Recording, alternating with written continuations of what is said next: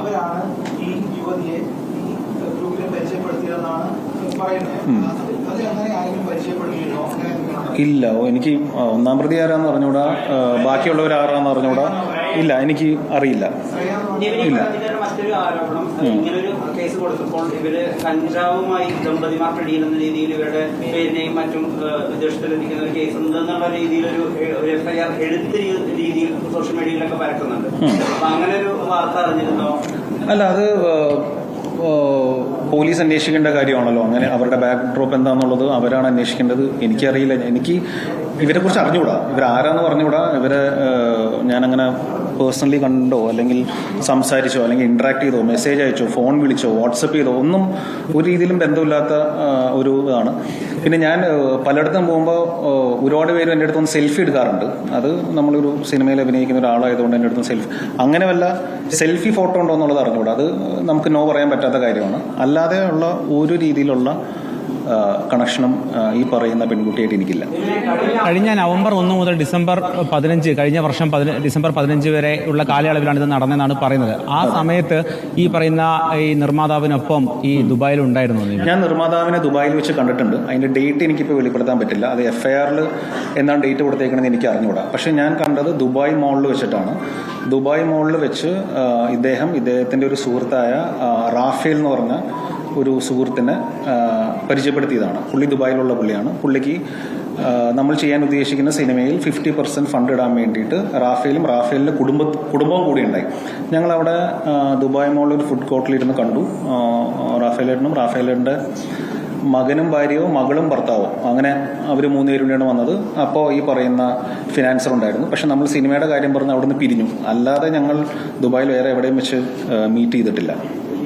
Defend ചെയ്യാൻ ഉദ്ദേശിക്കുന്നത് ഇത് ഞാൻ പറഞ്ഞു, ഇത് ഞാനങ്ങനെ ഇത് ഫേസ് ചെയ്തിട്ടോ അല്ലെങ്കിൽ ഇങ്ങനെ ഇത് എനിക്ക് പരിചയമില്ല. അപ്പോൾ എനിക്ക് ഈ നിയമോപദേശം തേടുക എന്നുള്ളത് മാത്രമേ ഉള്ളൂ. അപ്പോൾ അത് നമ്മൾ ഈ അന്വേഷണത്തിനെ നമ്മൾ ബഹുമാനിക്കണം. കാരണം ഇതൊരു ഫേക്ക് അലിഗേഷൻ ആണെന്നുള്ള അവർക്കും പ്രൂവ് ചെയ്യണം. പക്ഷെ ഇതിന്റെ മറുവശം എന്തെന്ന് പറഞ്ഞാൽ ഇങ്ങനെ പെട്ടെന്നൊരു വ്യക്തിനെ കുറിച്ച് ഇങ്ങനെ ന്യൂസ് വരല്ലേ എല്ലായിടത്തും. ഇതിപ്പോൾ നാളെ നിങ്ങളെക്കുറിച്ചും വരാം, ആരെക്കുറിച്ച് വേണമെങ്കിലും വരാം. അപ്പോൾ അങ്ങനെ ഈ ഫേക്കായിട്ട് വരാൻ സാധ്യതയുള്ള അലിഗേഷനെ എവിടെയെങ്കിലും ഒരു സ്റ്റോപ്പ് വേണം എന്നാണ് ഞാൻ ആഗ്രഹിക്കുന്നത്. അപ്പം കുറച്ച് മാസങ്ങൾക്ക് മുൻപ് SCA വിളിച്ചു പറഞ്ഞില്ല. അന്ന് പറഞ്ഞ പരാതിയിൽ അവർ പറഞ്ഞ അലിഗേഷൻ അത് എനിക്ക് അതാണ് ഞാൻ പറഞ്ഞത്. അത് എനിക്കിപ്പോൾ ഇവിടെ വെച്ച് സംസാരിക്കാമോ എന്ന് എനിക്ക് അറിഞ്ഞൂടെ. ഞാൻ അഡ്വക്കേറ്റായിട്ട് ചോദിച്ചിട്ട് ഇപ്പോഴത്തെ അലിഗേഷൻ എന്താണെന്നുള്ളത് ഞാൻ വായിച്ചില്ല. അന്ന് എന്നെ ഫോണിൽ ജസ്റ്റ് പറഞ്ഞൊരു സാധനം മാത്രമേ ഉള്ളൂ. അപ്പോൾ ഒരു രീതിയിലും ബന്ധമില്ലാത്തൊരു അലിഗേഷൻ ഇതെന്താ ഇങ്ങനെ വരുന്നതെന്ന് എനിക്ക് മനസ്സിലായി. അപ്പോൾ CA പറഞ്ഞത് ടെൻഷൻ അടിക്കേണ്ട കാര്യമില്ല, ഇത് ഇങ്ങനെ വരുന്നതാണ്. അത് നമ്മുടെ അന്വേഷണത്തിൽ ഇതിലൊരു വാസ്തവമില്ല എന്ന് ഞങ്ങൾക്ക് മനസ്സിലായി എന്ന് പറഞ്ഞു. ഏതാ ഇപ്പോഴത്തെ സാഹചര്യത്തിൽ ഇപ്പോഴത്തെ പശ്ചാത്തലത്തിൽ ടെൻഷനോ ആശങ്കയോ ഒക്കെ ഉണ്ട്. നോൺ അവൈലബിൾ അല്ല, അതിപ്പോൾ നമ്മൾ അത് ഫേസ് ചെയ്യേണ്ടി ഫേസ് ചെയ്യണം. വേറെ ഇതൊന്നുമില്ല. പക്ഷെ നമ്മുടെ ഇമ്മീഡിയറ്റ് ഫാമിലിയാണ് നമ്മുടെ കൂടെ, അവർക്കാണ് എഫക്ട് ചെയ്യാറ്. പക്ഷെ എൻ്റെ ഇമ്മീഡിയറ്റ് ഫാമിലി എല്ലാവരും എൻ്റെ കൂടെ തന്നെയുണ്ട്. അവർക്ക് എന്നെ അറിയാം. ഞാനിന്ന് ആദ്യമേ ഇതറിഞ്ഞപ്പോൾ വീട്ടിൽ അമ്മേനെയാണ് വിളിച്ചത്. ഞാൻ വിളിച്ച മമ്മി ഇങ്ങനെ ഒരു വാർത്തകൾ വരുന്നുണ്ട്. മമ്മി പറഞ്ഞു നീ ധൈര്യമായിട്ട് ഇരിക്കും, എനിക്ക് ടെൻഷനൊന്നും ഇല്ല എന്നാണ് മമ്മി പറഞ്ഞത്. അപ്പോൾ അത് മതി. അപ്പോൾ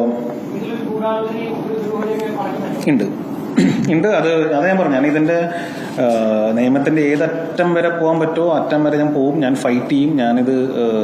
അത് ഞാൻ ചെയ്തിരിക്കും. അത് എനിക്ക് വേണ്ടി മാത്രമല്ല, നാളെ ഇതേപോലെ വരാൻ സാധ്യതയുള്ള അലിഗേഷൻ വരാൻ സാധ്യതയുള്ള അല്ലെങ്കിൽ ഡിഫെം ചെയ്ത് ഒരു വ്യക്തിത്വത്തെ നശിപ്പിക്കാൻ സാധ്യതയുള്ള എല്ലാവർക്കും വേണ്ടിയാണ് ഞാൻ നിൽക്കുന്നത്. അത് സിനിമയിലുള്ള ആർക്ക് വേണമെങ്കിലും വരാം, സിനിമയിലുള്ള ഇല്ലാത്തവർക്കും വരാം, മീഡിയക്കാർക്കെതിരെ വരാം, രാഷ്ട്രീയക്കാർക്കെതിരെ വരാം.